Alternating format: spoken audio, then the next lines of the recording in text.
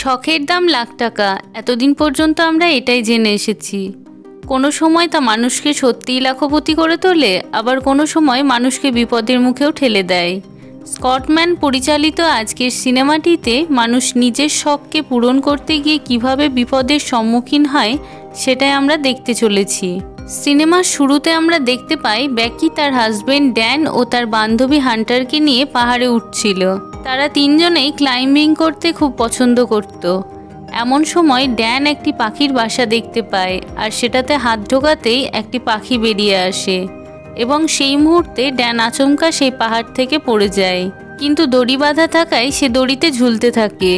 বেকি অনেকভাবে চেষ্টা করে তাকে তুলে আনার, কিন্তু একটা সময় দড়িটা খুলে যায় এবং ড্যান সেই পাহাড় থেকে পড়ে মারা যায়। এই ঘটনার বেশ অনেক দিন পর আমরা বেকিকে মদ্যপ অবস্থায় দেখতে পাই। সে ড্যানের মারা যাওয়াকে কোনো মতেই ভুলতে পারছিল না। সে এতটাই শোকার্ত হয়ে পড়েছিল যে ড্যানের অস্থিও বিসর্জন করেনি, ঘরের মধ্যে রেখে দিয়েছিল। সে সারাদিন ঘরের মধ্যে একা একা থাকতো, এমনকি সুইসাইড পর্যন্ত সে করতে গিয়েছিল। এই কথা জানতে পেরে তার বান্ধবী হান্টার তার কাছে এসে বোঝায় যে তাদের উচিত আবার ক্লাইম্বিং করা। এই বলে মোবাইলের একটি টাওয়ার দেখায়, যেটি ছিল অনেক উঁচু। প্রথমে বেকি রাজি হচ্ছিল না, কিন্তু হান্টার তাকে বলে আমরা সেখানে উঠে ড্যানের অস্থি উড়িয়ে দেব, আর তাতেই তার আত্মা শান্তি পাবে। এরপরে বেকি রাজি হওয়ায় তারা দুজনে সেই টাওয়ারের উদ্দেশ্যে বেরিয়ে পড়ে। রাস্তায় যেতে যেতে তারা অনেক ভিডিও করে এবং সোশ্যাল মিডিয়ায় দিতে থাকে। টাওয়ারের কাছে এসে সেটারও ভিডিও তারা সোশ্যাল মিডিয়ায় পোস্ট করে। টাওয়ারটা যেখানে ছিল সেখানে দূর দূরান্তে কোনো জনবসতি ছিল না, আর টাওয়ারটি ছিল অনেক পুরনো। লোহাগুলোতে সব মরচে পড়ে গিয়েছিল। তারা দুজনেই উঠতে শুরু করে। বেকি ভয় পাচ্ছিল, তার কারণ সে অনেক দিন ক্লাইম্বিং করেনি।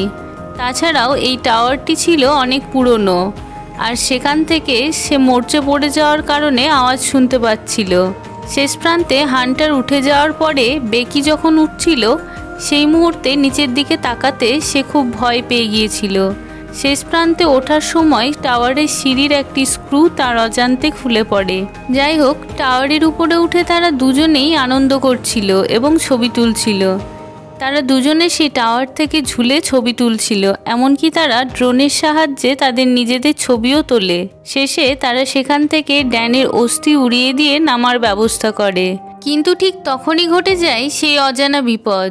প্রথমে বেকি নামার চেষ্টা করে, কিন্তু সিঁড়ির স্ক্রু ভেঙে সেখান থেকে পড়ে যায়। তবে দড়ি বাঁধা থাকায় সে ঝুলতে থাকে, আর তার সাথে থাকা খাবারের ব্যাগ নিচে থাকা ডিশে আটকে যায়। সঙ্গে সঙ্গে হান্টার তাকে টেনে উপরে তুলে নেয়।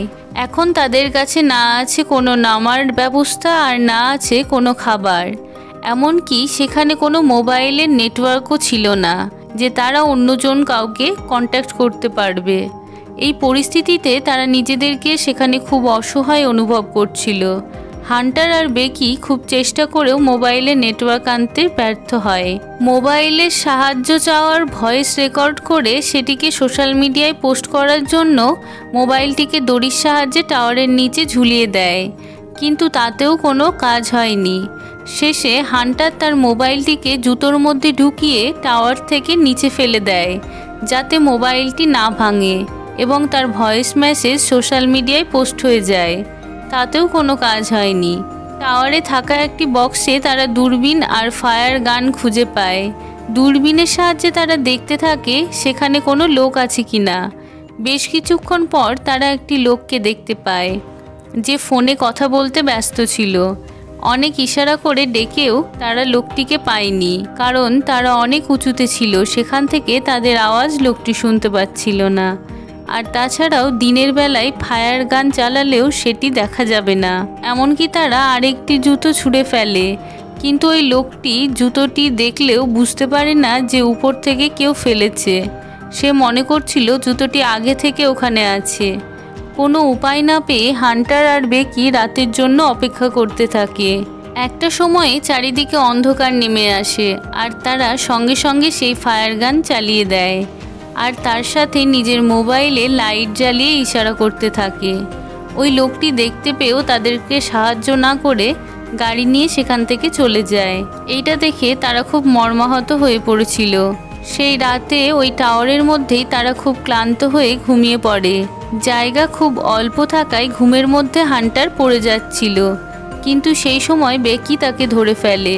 ঠিক সেই সময় বেকি হান্টারের পায়ে 143 নাম্বারটা দেখে খুব অবাক হয়, কারণ ড্যান তাকে 143 কোড নাম্বারে আই লাভ ইউ বলতো। বেকি হান্টারকে জিজ্ঞেস করাতে হান্টার বলে ড্যানকে সেও ভালোবাসতো। এইটা শুনে বেকি খুব ভেঙে পড়ে। বেকির নজর ওই ডিশে আটকে থাকা খাবারের ব্যাগটাতে ছিল। সেটাতে শুধু খাবার ছিল না, তাদের ড্রোনও ছিল, কিন্তু সেখানে যাওয়ার কোনো সিঁড়ি ছিল না। সেখানে যেতে হলে তাদেরকে দড়ির সাহায্যে ঝুলে যেতে হবে, আর যেটা ছিল খুবই ঝুঁকিপূর্ণ। হান্টার ছিল খুব সাহসী, সে দড়ির সাহায্যে নিচে ঝুলে পড়ে, কিন্তু দড়ি ডিশ অবধি পৌঁছাচ্ছিল না। সেই কারণে হান্টার ডিশের উপর লাফ মারে। ব্যাগটা হান্টার পেয়ে যায়, কিন্তু সেই ডিশ থেকে পুনরায় সেই দড়িকে ধরতে পারছিল না। সেলফি স্টিকের সাহায্যে সে ব্যাগটিকে কোনো রকমে দড়িতে আটকে দেয় আর নিজে সেখান থেকে লাফ দিয়ে দড়িটাকে ধরে ফেলে। কিন্তু দড়ি বেয়ে ওঠা খুব কষ্টসাধ্য ব্যাপার। খুব কষ্ট করে হান্টার উপরে উঠেছিল, কিন্তু হঠাৎ করে হাত থেকে দড়ি ফসকে সে নিচে পড়ে যায়। বেকি দেখে হান্টার দড়ির শেষ প্রান্তে ঝুলছে এবং কোনো রকমে তাকে দড়ি ধরে টেনে উপরে তুলে নেয়। এখন তাদের কাছে খাবারের ব্যাগ আছে আর ড্রোনও আছে।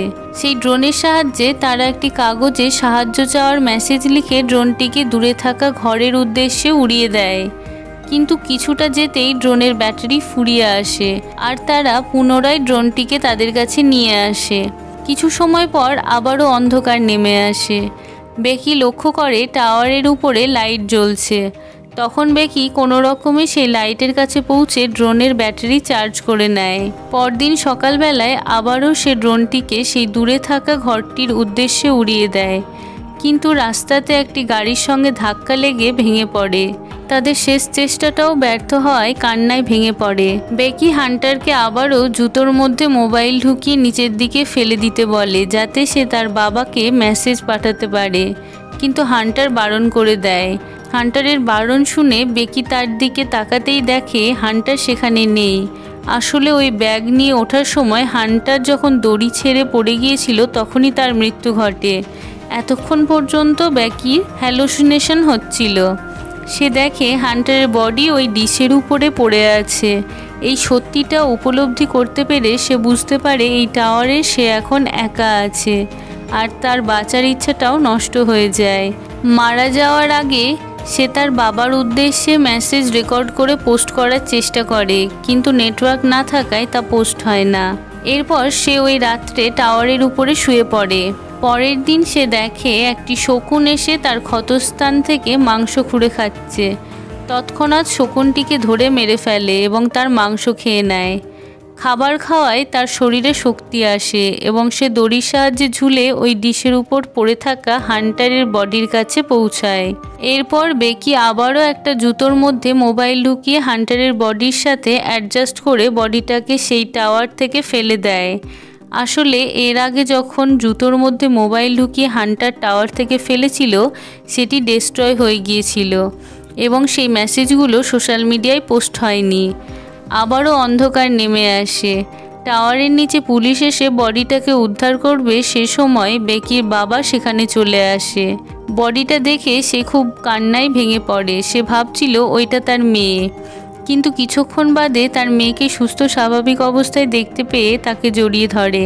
আসলে বেকি শেষবার যখন মোবাইলটি হান্টারের বডির সাথে অ্যাডজাস্ট করে নিচে ফেলে, সেই সময় তার মেসেজটি তার বাবার কাছে চলে যায়, আর সেজন্য তার বাবা ভেবেছিল তার মেয়ে মারা গিয়েছে।